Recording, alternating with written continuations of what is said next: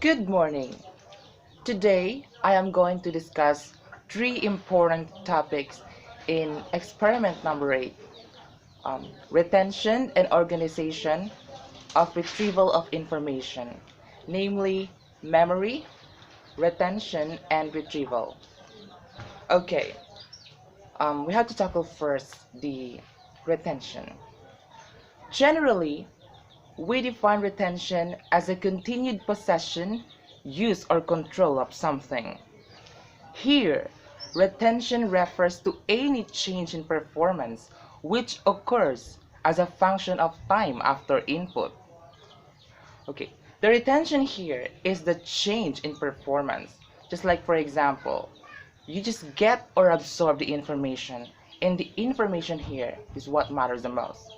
The retention is that on how this information stays longer in your mind.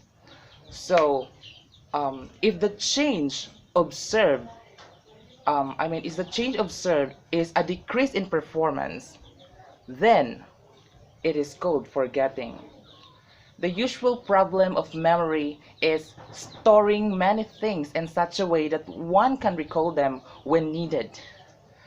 And the solution to this is organization.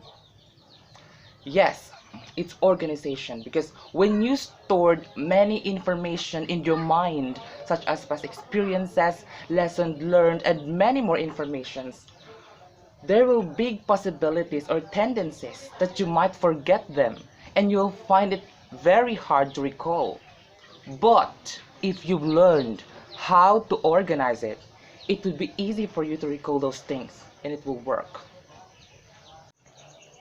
Okay, next is memory. Memory necessary for the use of language is called semantic memory. Semantic memory refers to general world knowledge that we have accumulated throughout our lives. Tulving, Collins, and Killian proposed that semantic memory be organized as an interconnected network. In the network, each word with a set of pointers to the other words in the network. Just like, for example, you know that a baseball game is a sport, and that is fact. Another one, you know that this one is blue, this one is yellow, this one is vegetable, this one is fruit. You know because that is a general fact that everybody knows. Just like your phone number, your family, your name, that you might forget, and that is fact. Always remember, memory is a faculty by which the mind stores and remembers information. And now, the retrieval.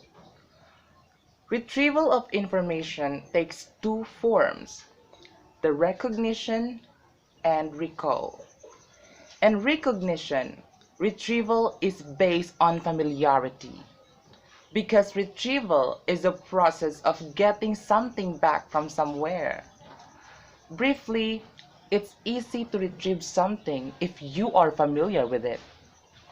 While recall, it involves actual reconstruction of information, which may be more difficult.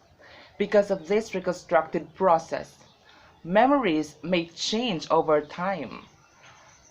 They may be simplified, altered, or distorted depending on the experiences and attitudes of the individual.